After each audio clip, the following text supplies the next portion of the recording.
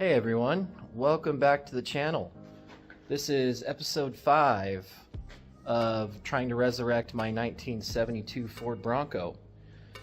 And it has been very cold pretty much the whole month of January. We've been getting a lot of snow, a lot of single digit to 0 to minus temperatures, Fahrenheit because I'm in the United States. It's been rough to be working on an old car in a barn with not really any heat.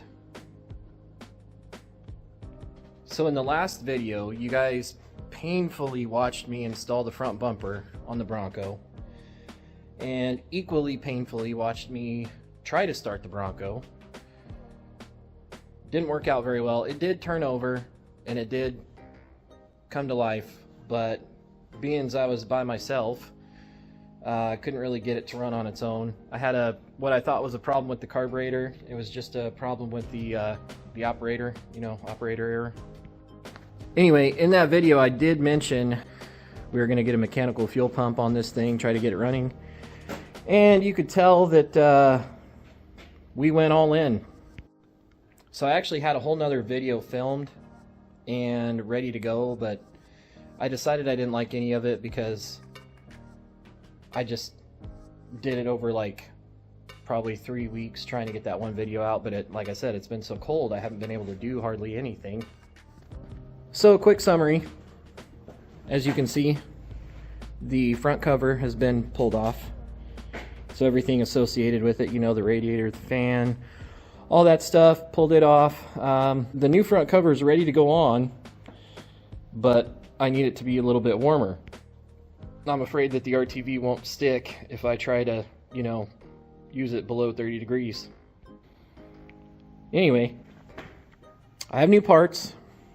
You can see front cover, got a new front seal, got a fuel pump, got a gasket kit for the front cover. I got a new hard line that goes from the fuel pump to the carburetor, new thermostat. Got the thermostat housing all cleaned up, just some supplies over there. New upper radiator hose, lower radiator hose, and the crossover hose. Got some fuel line there, some of the RTV stuff. New water pump. And this guy here is going to act as a new fuel filler neck. Because that was another thing I did. I pulled the gas tank out, the auxiliary gas tank in this Bronco is on the driver's side, actually right below the driver's seat. Don't get in a side impact on the driver's side, you're dead. Anyway, so I'm cleaning that tank. That's something else I'm doing, and I went ahead and pulled the stainless steel floor fix out because I wanted to get a full idea of what the floor looked like. Ooh, sorry for the shadows there. Anyways, so you can see, the floor is nice and rusty here on the passenger side. So they patched it from the outside, and they also patched it from the inside. So they got a patch there. Yeah, some of that's really bad. That's really bad, so we're going to need a full floor pan on the passenger side. Now the driver's side, I haven't taken that quote-unquote floor pan cover out. I'm going to, but I don't want to do that right now, in the very slim chance that I actually get this thing to start. And I guess I'm going to give this seat another chance, at least for now. I'm pretty sure that these bucket seats came out of a car, like a two-door coupe of some sort, maybe a Torino. I really don't know, honestly. But the way that the sliders are designed is that when you hit the little switch in the back of the seat, for example, that guy right there, you flip it up, the seat folds forward, and the sliders go all the way forward. So a problem that has caused is trying to Frankenstein these sliders in, at least temporarily, and having the seat in a good position to where I can sit in the vehicle. So how it is right now, I've got the sliders adjusted all the way back. I've got the sliders adjusted all the way back on this seat, and I positioned it relatively close to where it was before. However, the way that they had it before, the seat was actually like cocked to the side, and it just was stupid. So I think what I'm going to do is drill some holes, which I hate to do, and try to get this seat in at least temporarily. I will give you a quick look on the driver's side floor pan. I didn't do this before, but yeah, the driver's side floor pan is almost completely gone. I mean, I only have one hand, so I can't really give you a good example, but like I could push through the thing. So that's why I'm going to leave this pan in there for now. It's quote-unquote acting as some sort of structure. Again, in case I get this thing to start and maybe do like a little lot drive. So since I haven't really been able to do a whole lot of work on this Bronco, I have been watching a lot of YouTube videos of people doing work like replacing the floor pans, replacing the rockers. I don't have outer rockers. The inner rockers, on the driver's side, the inner rocker is gone, so it's going to need a whole entire rocker on that side. Probably do the same thing on the passenger side as well. Another problem though, yeah, so if you see that patch right there, that's a common rust spot on these Broncos. So they put a patch in at some point, and the same patch is there on the passenger fender, but it's actually worse. Sorry, not passenger fender, but the inner fender structure. So that's going to be fun. And then looking on, let me see if I can get this. Yeah, so there again, there's a patch in the same place. And then if you look at the back of the fender, you can actually see where they had already done a repair.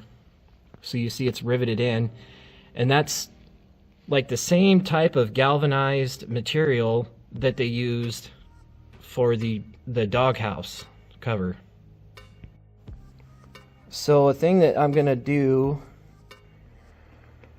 probably relatively soon, I'm not sure when, is I need to try and align this door, because when you try to shut it, it doesn't shut. It doesn't want to shut right. You have to slam it. It's not aligned correctly. So I need to try and correct the alignment. And even if you look at the hinge, you could just see how the door is kind of sagging down. Like if you look at the gap there and then follow it all the way down, so you can see how it's off. And that's an installer error again from when I put this door on a bazillion years ago. This A-pillar, the door jamb, A-pillar, whatever, probably the whole thing's gonna have to be replaced on the passenger side. These kick panels, they've been quote-unquote patched, replaced, fixed. None of the above. They just kind of put, a thing in there and called it good. The B-pillar on the passenger side has got some rot going all the way through. I think we can still save it because it's just that one spot. So if I can, fix it, that'd be better than replacing the whole thing. And we've already looked at the rockers. Quarter panels. I'm going to do quarter panels eventually. I'm going to try and do all of this sheet metal replacement myself. But what that means is I'm going to have to buy a welder, which I don't have a welder. I don't know how to weld, technically. I mean, I can figure it out. I've done it a few times just trying to lay a bead. So I'm going to have to get a welder and practice, and then get to where I'm comfortable enough to work on this Bronco. Anyway, so we're going to do the lower quarter panels. There's some rust spots here and there as well, and you can see that brown paint kind of running through. That's where I did the rust repair paint again a bazillion years ago. It leaked through. The rest of this inner fender is okay. I don't see any holes, but there's a lot of surface rust.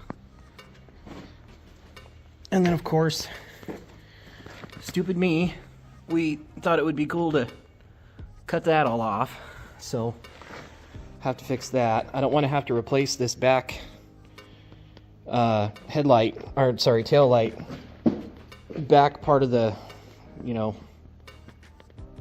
bed, whatever, I don't know, words, parts, things. It looks like that might be a rust spot coming through there on that side. I'm not sure.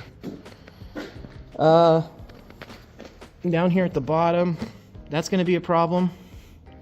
I don't think they make half pieces, but maybe they do.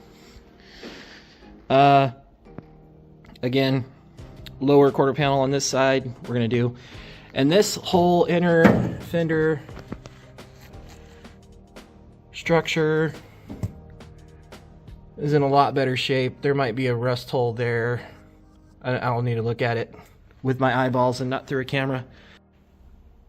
Another thing that I want to do is replace both of these front fenders. So the driver's side, believe it or not, isn't as bad as the passenger side. This thing was definitely crunched a long time ago, so we got a little bit of kinkage there. Whoever cut these fenders out was drunk, and also it had the wrong kind of turn blinkers and side markers and everything on it. They'd cut all that out, put some F-150 stuff on there. I don't know, just dumb. The passenger fender, believe it or not, is actually worse. So that's rust coming through right there. Underneath all this layer of Bondo, like they just did a whole layer of Bondo all over this thing. I don't know. I don't know why people do stupid things, but here we are. The grill, I want to try and keep it because they're expensive, and as far as I know, this is the original one. The paint color is the same. The underneath original paint color anyway. But it's a little bent up, so I might have to give it some love and chip some Bondo off because they put Bondo on it too. Goal number 1, still in effect. Get this thing to start and run on its own. That's goal number 1. And so that means I'm going to have to put it all back together. Hopefully, this weekend, the weather actually does what it says it's going to do, and it warms up into the 40s. And if that's the case, then we can start putting the front of this engine back together.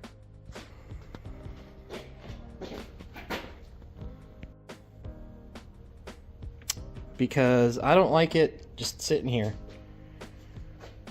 exposed. Nothing about this project is going to be quick.